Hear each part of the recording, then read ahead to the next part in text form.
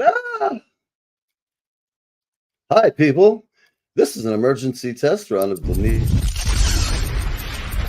5, 4, 3, 2, 1. You're live with Neve.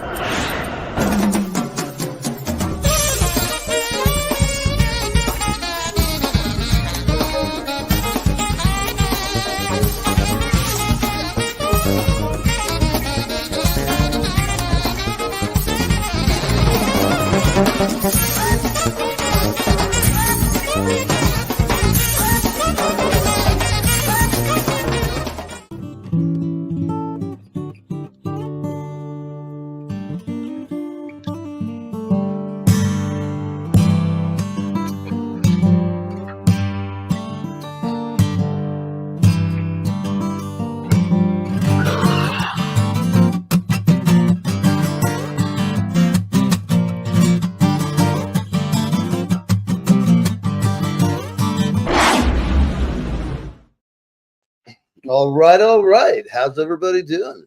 What's happening? Happy Friday. You saw that little graphic there for Levi. We're getting started a little late, but the tech problems seem to be missing in action. We're waiting on our guest. He's got uh, the invite, so he should be in here any minute. Mandi, how are you today? Doing all right. Oh my God, I'm here. I was poking Glad you're buttons. here. All right. That's fine. We have in our good news file today, let's see, some news of the weird. Revealed Neanderthal and humans' intimate connection with each other. Let's see what they say about this. A history of conflict. Geneticists are rewriting the narrative of Neanderthals and other ancient humans. Ever since the first bones were discovered, blah, blah, blah, blah. How much are they like us? Did we fight with them? Now they're saying we shared several chapters of history over the time that there was some interbreeding, and I believe that. I've seen some folks out in public who I thought, wow, they've got a very overhanging brow, and they have a different build than I do. You know, they're a little more simian in look, and I've seen people, and it's not a black or a white thing. So people out there don't even go there, because I've seen like a big white guy hit me who looked very simian, had slightly longer arms. And it's funny because about back in the 80s, so that would have been 40 years ago, there was a magazine called Omni. I don't know if you remember that. It was a science magazine. It was edited by the guy who was doing Smut, Bob Guccione. He owned Penthouse Magazine. Nice. He was the son of the owner, and he wanted to have his own thing that wasn't like, you know, his dad's empire. He started a magazine that lasted for about 10 years. But one day, we were driving to a gig, and I would always buy crap like that to read in the van. And I stopped and I picked it up, and the cover of it looks like a guy that worked for my parents. my roadie, when I picked it up, I looked at it and I said, Ralph, who does this look like, man? And he looks at it, and I won't say his name. Well, I can. It was allegedly a guy named Glenn. So anybody who knows me, there's Levi. He's sitting here in the back room. We're cool. Can you hear me? Nod your head. Can you hear me? Yes? Can you hear me? I hope so. I can hear you. Okay, good. Well, we're glad our guest's here. But so at any rate, enough about that. Today's news, we know that Neanderthals were getting it on with some of our ancestors, and some people, maybe they were getting on with their family more than others. I don't know. It's out there. The most livable small cities are revealed, and they're all places like out in Iowa. Well, what are some of the cities? Let's see. We have Troy, Michigan is considered one of the best places.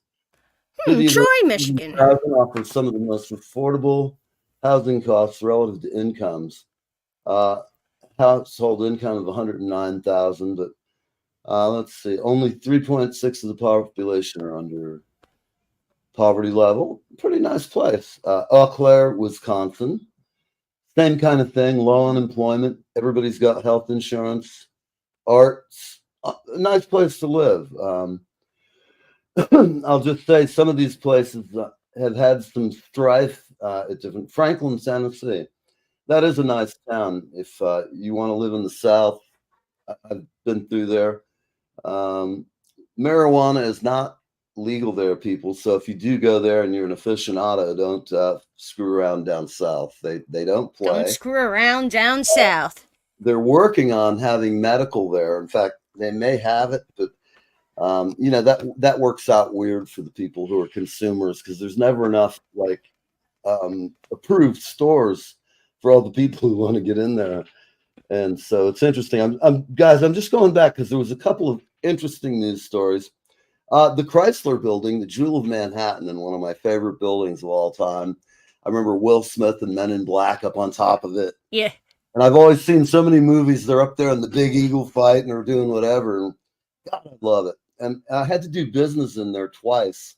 And the first time, a long time ago, when I first moved back to New York, and I'd never been in the building or the lobby or anything, much less the elevator. And it's just this amazing Art Deco tile and terrazzo and stainless steel, and it's a beautiful building. And I was my jaw dropped when I went in there. I'd take some pictures.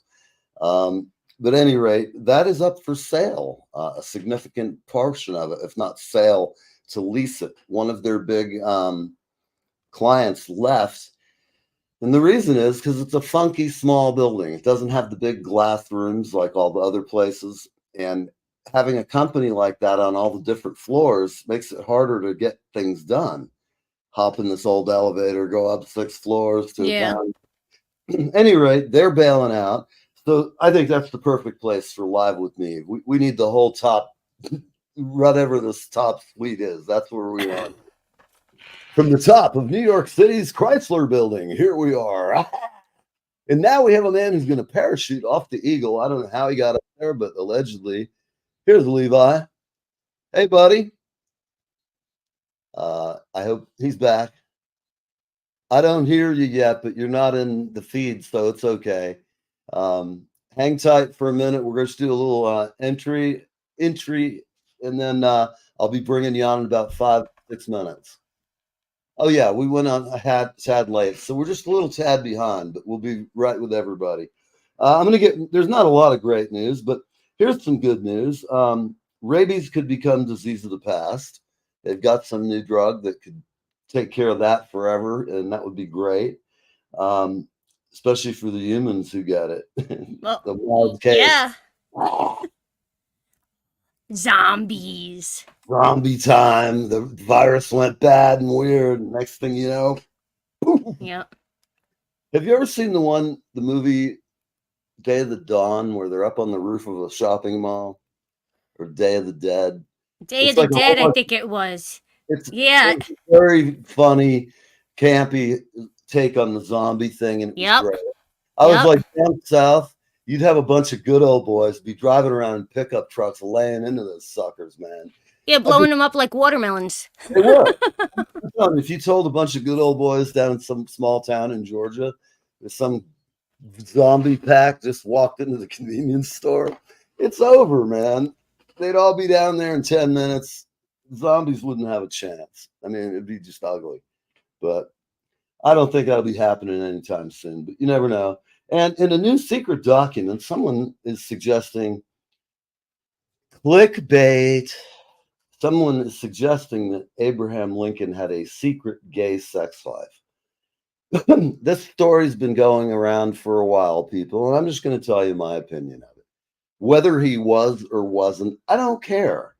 So what if he was? However, the people who wrote this have no evidence of anything. It's basically that he used to sleep with one of his law clerks. But in that time, you rented a bed in a room with 4 or 5 beds, and it wasn't uncommon for a couple of dudes to sleep next to each other on a bed. And people, having been in a band my whole life, there are times you can only afford so many beds, and you've got to sleep. That really is true. This is really true. Kind of like, I don't want to room with him. He stinks, Or, I mean, I'd always room with my sound guy because we both had similar habits. It wasn't like a destructive zone of like filth and old food in the fucking refrigerator or the microwave, But anyhow, so I take it with a grain of salt. First off, nobody was around here today who was calling Abraham a Finocchio. In those days, we had enough taste to really not give a shit, because whether he was or he wasn't, we don't care. It was 150 years ago. The guy was our president. He freed the slaves. He fought the Civil War. But I'm not just buying what some dipshit throws out there and says, I'm going to get 90 million hits on my feed. I could throw out something like that right now that would get 500,000 hits. Well, sure. Really, at this day and age, you could say anything. It might get us notoriety once, and maybe we'll have to try that. But at the same time, it could just cause, like, I don't know. It's one of those things you got to think about before you do it. So we know that the Chrysler Building is where we want to move to, peeps. I'm looking at the clock, trying to just get a little further into it. 3/4 of Jewish people in New York, or Europe, excuse me, hide their identity. I don't blame them in this time of war and strife over there. And there's so many people who are so pissed off. Daniel Smith says, I knew Diddy for years. He says now, he writes, what I remember haunts me. Take that with a grain of salt, too. He's probably turned state's evidence. He's going to go in and say, no, Diddy forced me to do this or that. Again, I'm skeptical, peeps. The guy's a multimillionaire, had all kinds of brown noses running around constantly. Oh, they're all, they fight for attention, and they all want to be on Diddy's best side. So when he goes, I want to do something crazy. I want to build a statue, and I've got a picture of my wife's ass. It's going to be made out of bronze and 200 feet tall. And they're all like, that sounds like a cool idea. And then they're all beaked out, and then they go, I want you to make some phone calls, because people get all coked out and they do all kinds of crazy shit. But whether he really wants to do that or not, it's like, I don't know. I know that people do some really bad stuff and it needs to be investigated. But I also know something that's out of style in America today is the right to be presumed innocent before they throw you into a jail cell and convict you in the media. The media is really good at it. So again, people, I'm not knocking the system. I'm part of it, man. Blame the system, not the player. I follow the rules of society, and for the most part, we don't have any laws here that we have to follow on the show, so we occasionally might offend someone, but there's nothing wrong with that. So we're going to go to a break, and then Mandi and I are going to talk to this killer songwriter. And Nice. This guy has got some great stuff, people. We're also going to get back and answer some comments. Toby, hey, babe, good to see you. Our friend, the Duchess of Wilshire Boulevard, Toby Simmons. And call Toby up if you want to find out what's going on in the LA scene. Hope you're good. I haven't seen you in a while. I mean, I've seen you a couple times, but stick around. We're just going to do a quick commercial break, and we'll be right back.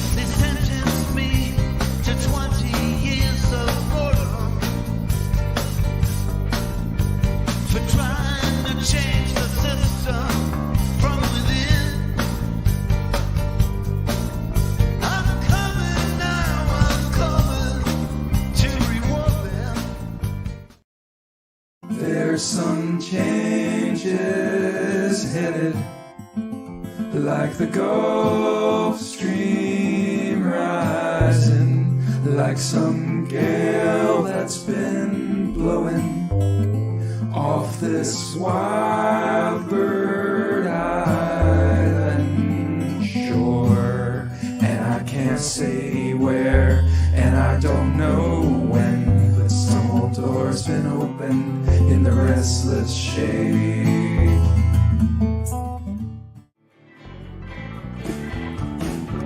Poor man sagging cigarettes, takes the subway. Rich man folding old regrets, steps on the rundown. Like a melting flake of snow.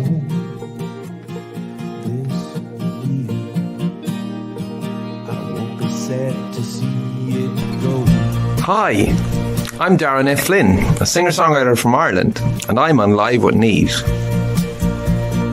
I would have said it couldn't happen here. The people we All right, everybody. Listen, all these people you see me advertising, they're all real bands. They're all trying to make a living out there. So if you see something on here, check out their webpage, buy something. We've got people all around the world watch the show and buy all kinds of stuff. I have t-shirts in Australia, and all I can say is buy some merchandise. If you want to help the entertainment business, don't worry about buying $1,000 tickets to see nosebleed seats for the Stones.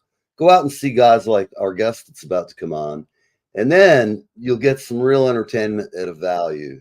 What can I say? I think if I can say it, when you've got a certain level of rock star, you know, you can make the ticket prices affordable. Even have one night a week that's for everybody who's under a certain budget. I don't know how it would work, but I think, you know, Tom Petty was really good about keeping his ticket prices at a decent rate, and he still made plenty of money. So it can be done. And I think Tom Petty was one of the coolest people alive, how he paid his band and so forth. Any rate, today's guest is a man, Levi Kobe, and he is he's just kicking ass. He's in the right place at the right time. He's an ISSA member. He's up for an award, which we'll talk about. And without further ado, here he is, live with Neve. I bring you Levi Kobe. Hey, How Levi, are you, how's man? it going? Hey, I'm good. How are you? I'm excellent. I'm very good. So are you playing tonight? No. I'm actually been writing a lot, so I'm in the middle of writing a new album. All right. Well, tell us about you're a country artist from Ireland. Tell us a little bit about how you got over here and what made you come over here. I mean, it's like, I think I always say it, the smart people in a place always leave if it sucks. They go somewhere where they can make it. Not saying that Ireland sucks. I just mean that sometimes you got to break out of your comfort zone, you know? Well, you're close. I'm actually from Scotland, so but you're close. I lost my family in Scotland, and I had like adopted family here, and people started to love my music, and they said you should come here, and I came, and people seem to like my music, and I met my wife here, and so this is home. Living in Nashville? Yes. All right. Nice. Great. Good for you. Well, you know, I'm really impressed with your music. Thank you so much. And I mean that like from my heart. You're a guy who understands women, I think, because some of your the way your songs are written, I think you know, ladies would find attractive. They're good songs, and they're love songs, which, you know, there's always room for that. Well, I just did what I thought everyone did. I just write through my heart, and then see what comes out. And I try and write what people want to say, but they can't say it. So just play my song. Well, you know, that's a great attitude to have, I think. You know, everybody, if they would do more time working on their own music, we'd have a lot more better music. You know, it's kind of how often. Let me ask you about your writing process. Do you do it all the time? Do you have like a bunch of notebooks you carry to write ideas? Just curious about your process. How do you do your process? Well, I'm actually blessed. I've got a photographic memory, and so I can write it all in my head, and then I write it in a book, just to keep it. But most of it's in my head. I've been really blessed. You know, that's great. You'll have Elon Musk wanting to put his brain. Oh boy, yeah. He's gonna take it and make your music AI. I'm telling you. Stuff, man. Trust me, they would take that and do it in a minute and just get rid of us. Now they got, you know, millions of records. I'm sorry, that's really scaring me. This AI thing is it's really scaring me. And I just hope us, I'll say original artists still get a chance.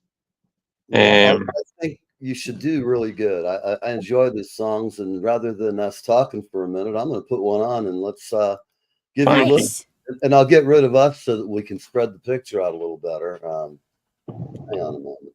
Thank you so much for having me, by the way. Oh, anytime. Thanks for being here. Thank you. Here and you know, what can I say? Life's about having great artists and friends, and we get as much out of having good people on because we're all musicians. Both of us are musicians, and most of our fan base is musically has something to do with the show. So I'm sorry, I just went back to get a different clip of the lucky ones. No problem. Here we go, share. Okay. Are you playing you're playing the lucky one? Yes. I have 3 queued up actually. Okay. Yeah. And we'll play this one first. This is what you're actually supporting now. Is that correct? No, Southern Girl. Southern Girl. Okay. Well, I'll yeah. tell you what. We'll go ahead and we'll play that at the end. This is a little taste of the new stuff, and we'll end up with your latest song. So here we go, folks. This a really nice song. This is a song for weddings. Okay, here we go.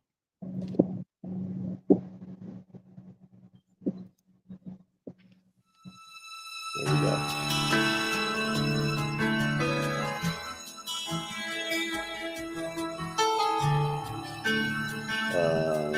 Okay.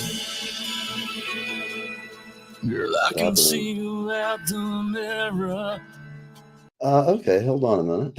I don't know what's going on with that. Neil. I don't know, but I'm going to try. I'm no help, Levi. No help. It's always the thing. Remove. Sorry, people. We have a cracked tech staff. The owner's a real psycho, and he doesn't pay enough money for anything. Off screen. Go away. Okay, now we have a new one. Let's see. We're trying this. You know, some days I can tell you, it's a crazy thing doing this. Technology. And at times you just have those moments on stage where you're going, man, kill me. Let's try this. Kill me now. Yeah, exactly. Smite me. Absolutely. So this one's my newest one. Nice. So this one's about a cowgirl Cinderella. Right. Come on. I had it working right before we came on. I'm so pissed off at the moment. Hang on.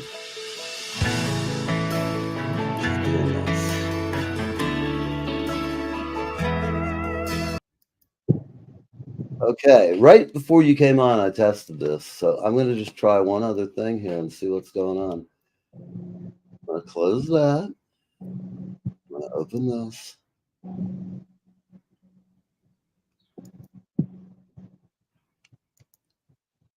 That's all you. And this should open perfectly. Bam. No. It's Oh, yeah. It's like I'm being vexed by evil spirits. I was just going to say we must be doing something good when the devil's trying to stop us. There's definitely some, I think, demonic possession. I might have to call a priest and an exorcist, maybe both. Yeah, I'm thinking that. Barman down the street to bring lots of alcohol because I don't drink anymore. But if I have an exorcism going on at the house, I might have to take. You might need one. Just might need a little break, you know. Okay, well, it sounds like it's trying to come in. Like I'm having some kind of internet thing. I'm getting weird. I could actually hear it at my end. I don't know. Yeah, well, I could hear it and see it. It's just that we were next to it, which is fine. I mean, I had it. It was on like right before I did the show. I don't get it. I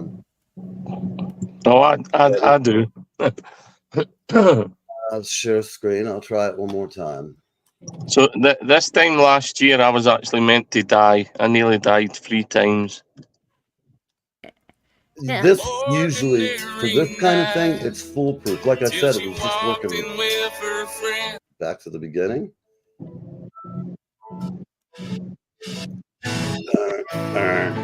I'm sorry, people, and I'm going to make it up to you because I'm going to play your Wait. music and have you Yeah, back.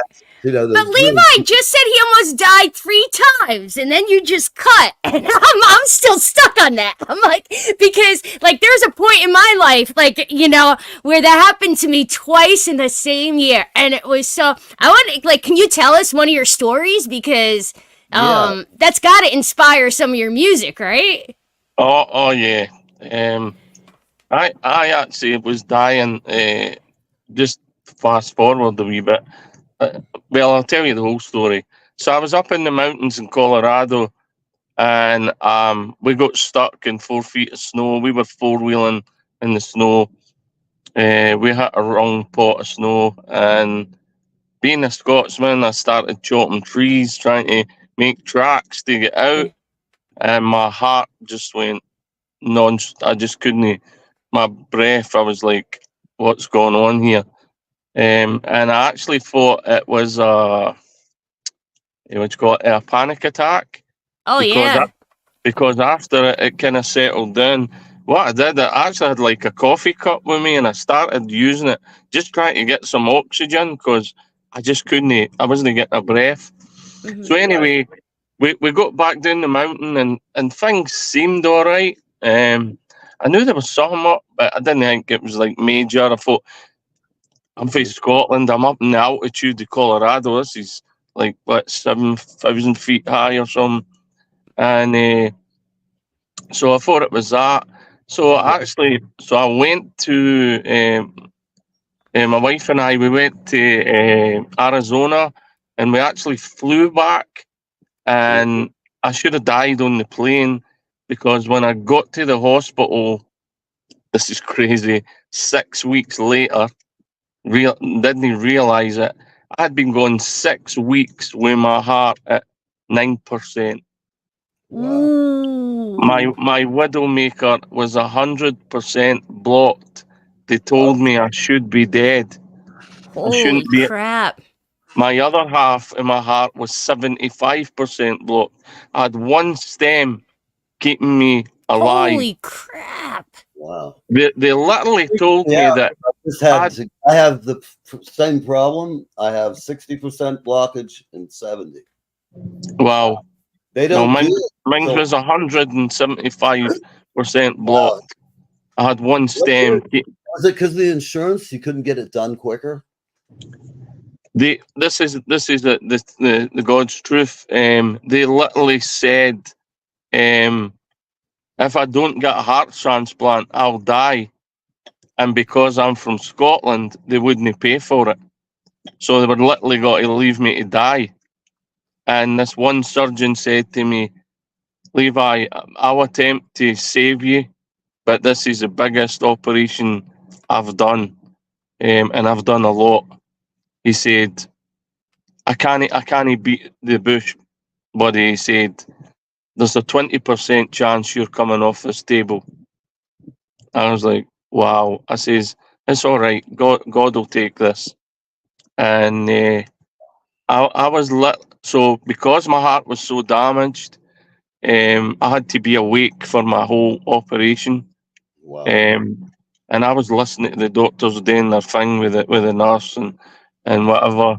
And I said, God, all I want to do is sing your praise, sing and make people happy, be with my wife and the family I've got left. I lost 11 people in 2 years. I lost all my family, so I didn't have a lot left. That's sad. That all So COVID related, I'm assuming. I it was all, no, I was well, it was that and all different things. Right. But anyway, so I was actually dying on the table, and I'm talking away to God, and all of a sudden, I felt this presence right beside me, and it was Jesus, and He said to me, "My Father has big plans for you," and literally after he said it, the surgeon looked at me and said, "I fixed your heart, Levi. I'm just tidying things up." And I'm like, "Wow, what just happened?" And here I am talking to you. Glad to hear, man. My, Those Yeah. life-changing uh, events. If and you my have that kind of, songs are just people are loving my songs. I'm actually number 2 in Australia at the moment. It's just crazy. I'm like, That's this is. what's up. really, I'm like, Nice. wow. yeah. Gosh, I mean, there's not much I can ask you that really compares to that No. story. No. I'm going to try though, because we're here. Right. And, seriously, that's an amazing story, and we're really glad you're here. I mean, Thank you. It means a lot. Thank you. I think everybody in our big show family, we've all got lots of people in the past 2 years, and a lot of our audience is in my age group. How old are you, mate? Roughly, you in your 40s, 30s? Just over 40. Yeah. Okay. Well, that's about the time, that stuff starts to get weird. We have a question for you from someone who wants to know, did you feel your body leave and then come back? No, no, that's the thing. No, I never felt any of that. And like Jesus didn't sit and say, "100, you need to do this in the world." That all it was just plain and simple. My Father has big plans for you. I will tell you one thing that happened. So after the operation, I was like, I just couldn't believe it. They had took my wife in a wee room and said, he's going to die. Be prepared. I'm really sorry. Blah blah Sure. blah. And so anyway, they took me to my room, and I think I fell asleep with shock.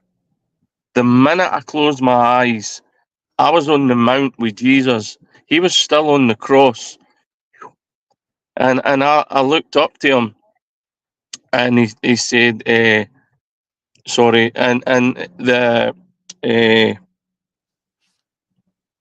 as soon as I looked up to his face, sorry, this is really hard talked.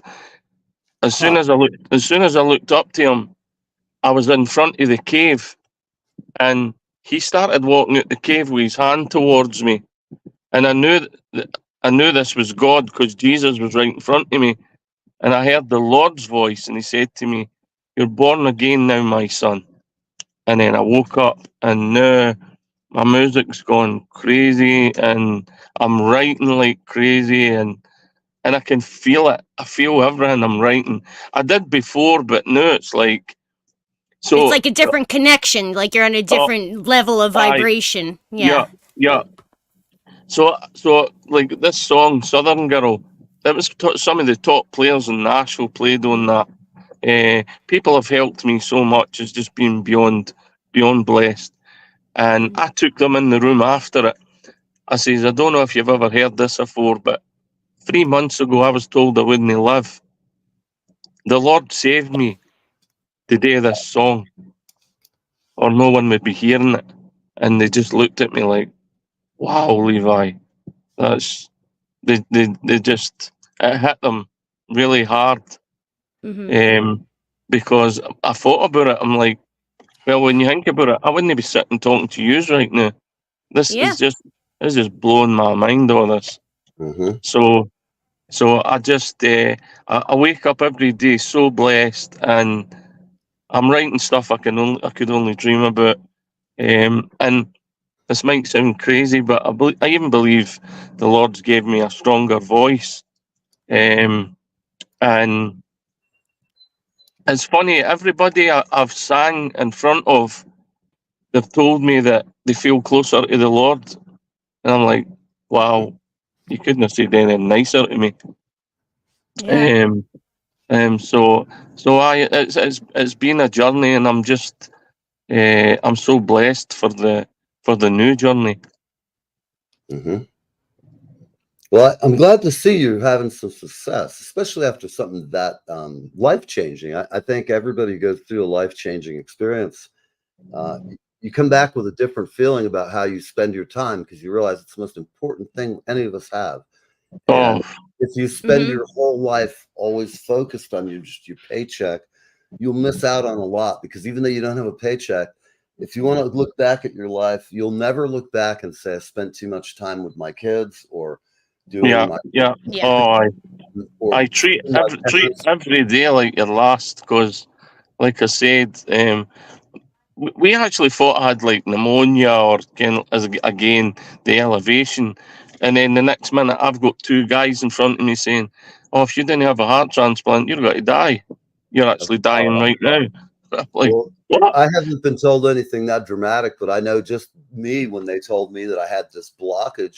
My first Mm. instinct is when they told me that number, I'm like, I said to the guy, that means like my brain's only running at 50% capacity. If it's both sides, that means it's really running at 30%. Yeah, I need more oxygen for my big brain, doc. I don't want to go through and wait fucking until next year when I'm at 100 and I geek out. yeah, I yeah. have to like go through the protocol, and who Aye, knows? wow. But Well, my last is a fraction. My last a fraction on my heart. My heart was 40%. Now that isn't a lot for many, but it's a lot when your heart was 9%. right. Well, I don't think any of that, got all of us in America just our diet, and sometimes it's really just your family tree. Yeah, aye. There's no way Well, we all get that roll of the dice. And I remember being 12 or 13 and thinking about like I had somebody in my family had a stroke. And I'd never known mm-hmm, what a stroke was yet, and I was a young kid. Uh, aye. and that to me, I'm thinking as a kid, what the fuck? I might have a stroke, be playing softball with my friends, and Mm-hmm. it made me think about death because I Oh, never. it makes you think. Yeah, I and mean, then that was a when young it's age. close to home. So It really does. I never told you, but my brother was actually the last in my Right. family to die, and he uh, he died he died of a heart attack 2 weeks before mine, Wow. and That's that I'm was so only last year. wow. I'm so sorry to hear that because Yeah. no matter where you're at, everybody, and I love people wherever they come from. Losing your family is one of the hardest things for anybody. And Yeah, uh, yeah, I mean, hell, we lose our pet, and it'll make your heart break. yeah. Uh, Of some course, I people who've lost their whole family when they lose an animal, that is really profound psychological distress for them. And yeah. people Oh who aren't yeah, an animal person won't get it, but I know, I lost the cat a month or two ago, and it was horrendous. I just felt oh so, aye. It's like losing your part of you your know, family. it is. And in fact, that's my parents had a kennel company in Florida. It was named part of the family kennels. Right.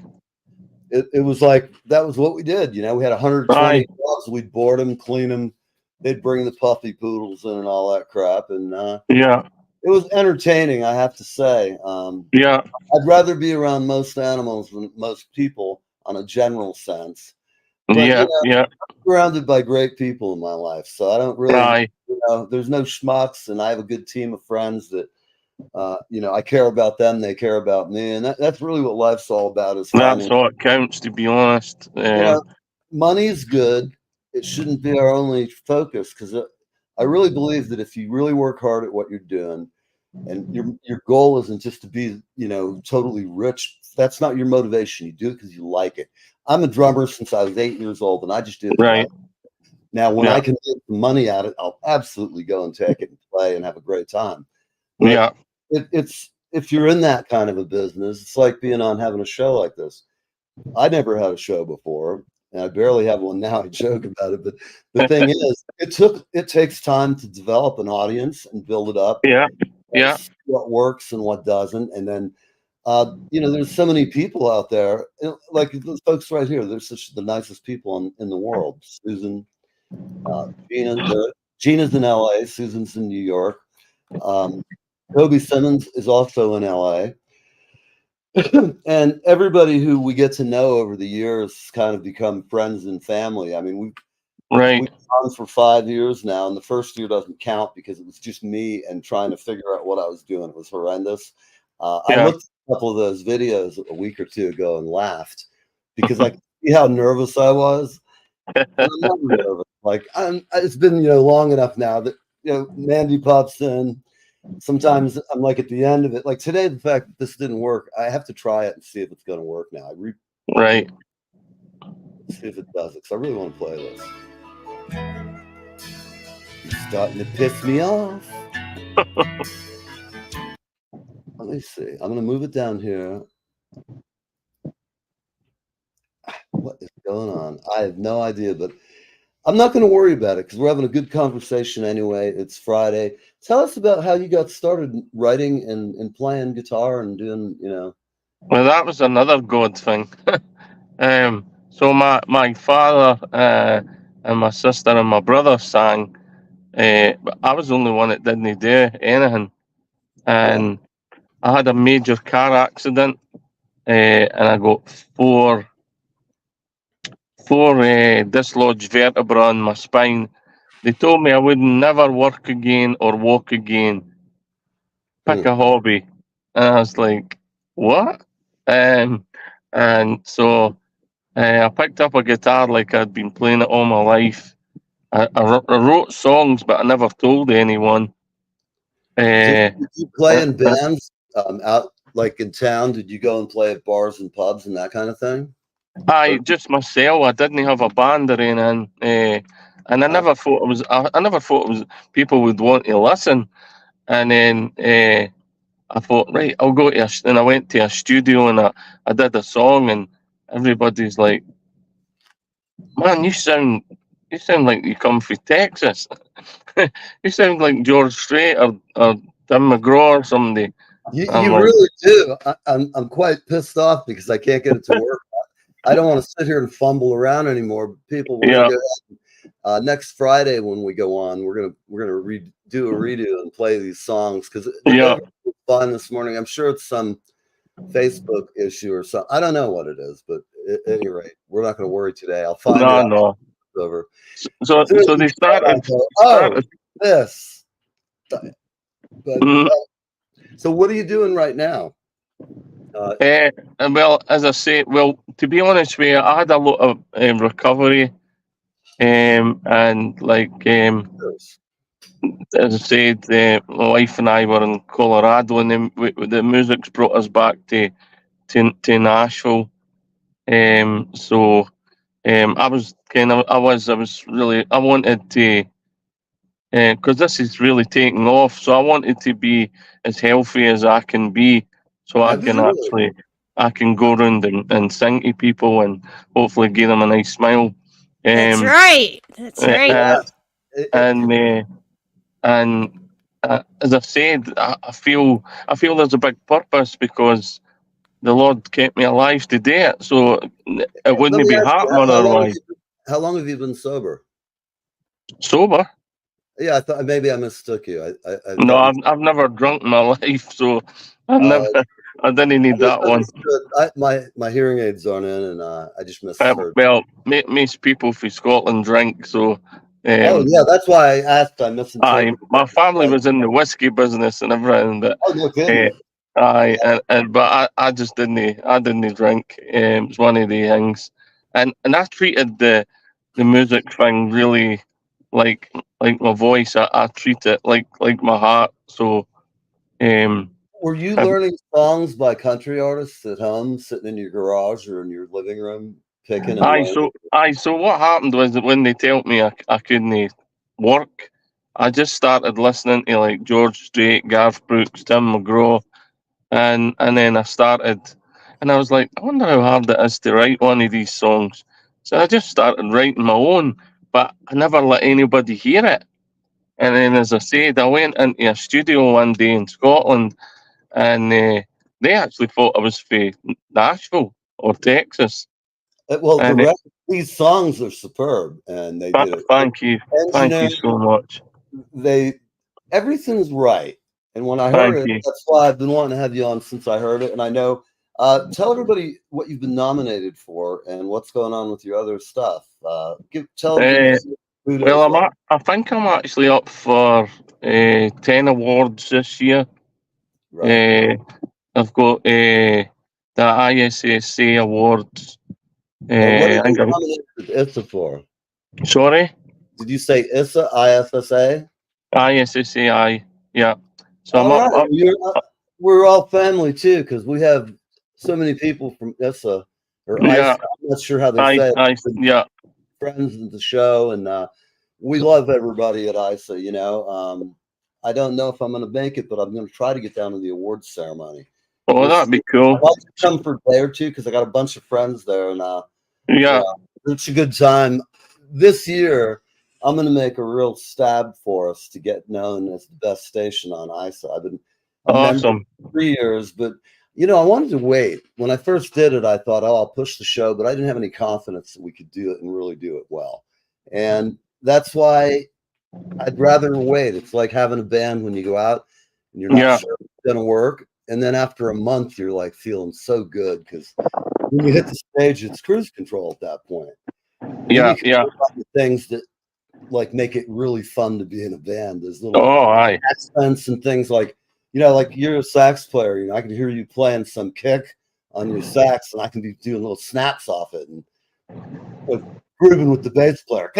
Throwing a little note once in a while, just something to spice it up. Yeah. Cool.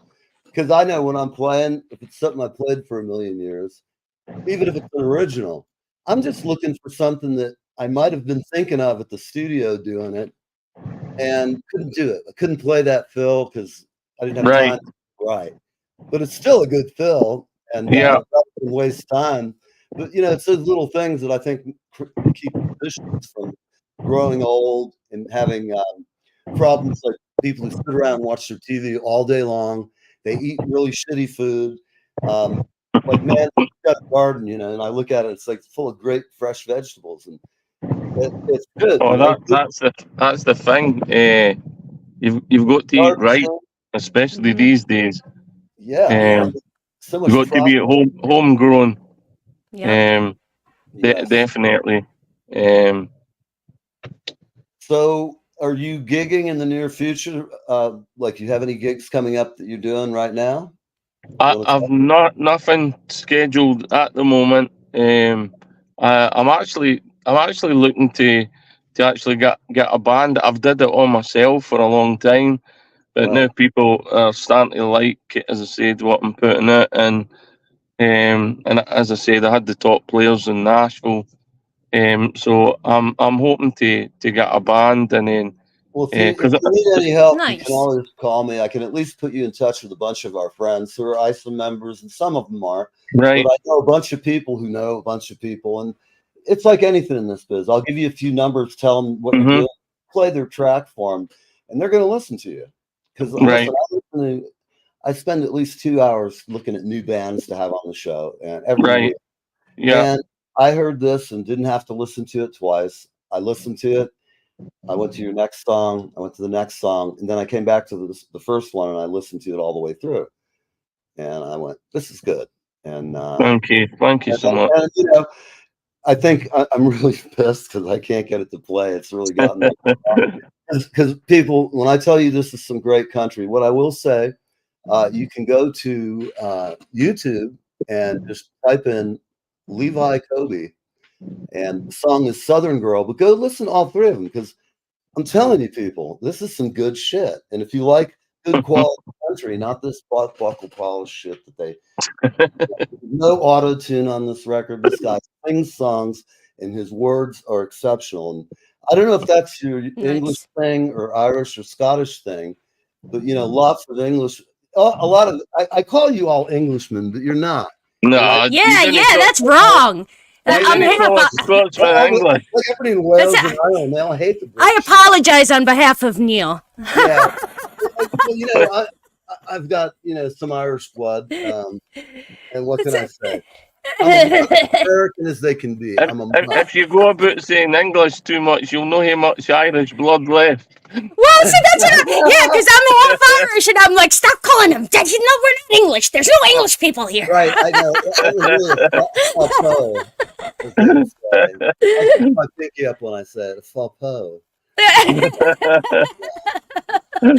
But well, are you selling any product yet? Or you?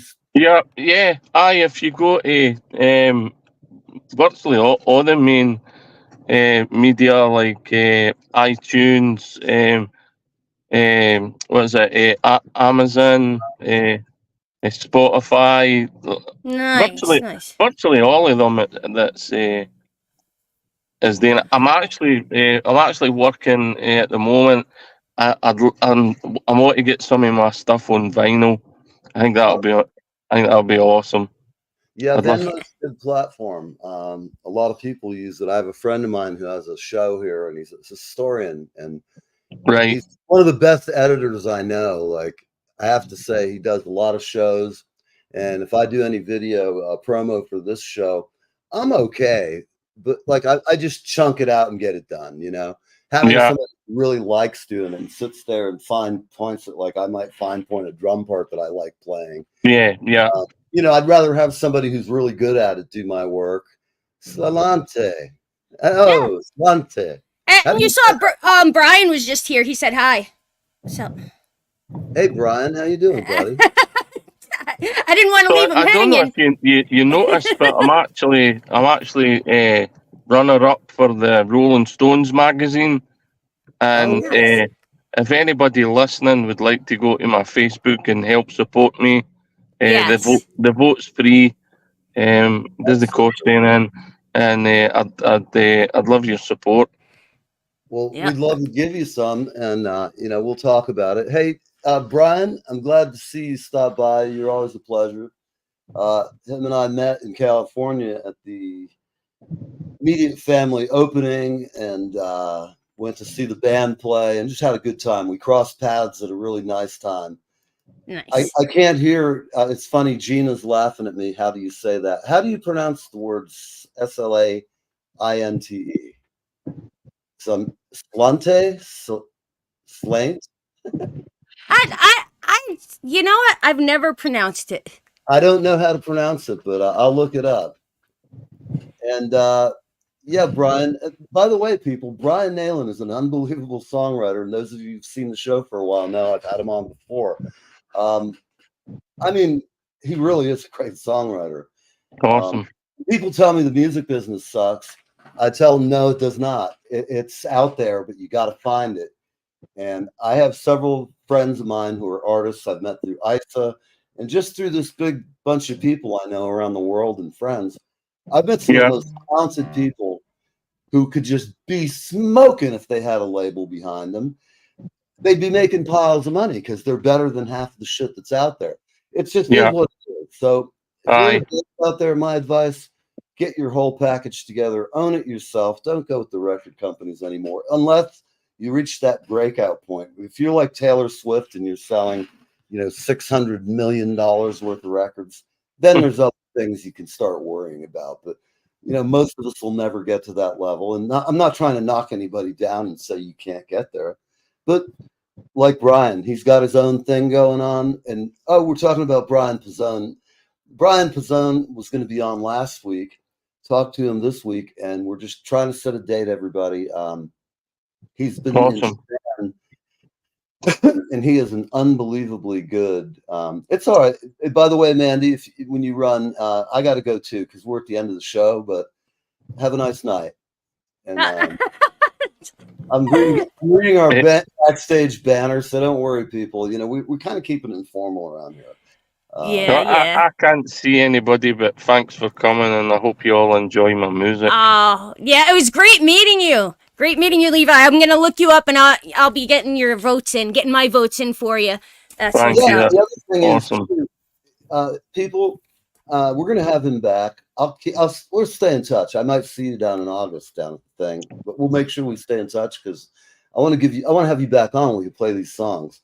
Okay, thank you. What we do when we get off is figure out what the hell's going on here. It's like myth. Anyway, everybody, look, you guys have a great weekend. We have a few comments. I want to make sure everybody says. Brian said he's going to look you up. Nice. We've got Gina, Susan, Simon. Susan, thanks for stopping by. I'm glad you did. I don't recognize you, and I don't know if we're friends, but I'm glad you stopped by, and we appreciate everybody who's new who comes by, and we'll see you soon. Peace out. All right, she's back. We got to get out of here. We are the Sons of Atlantis.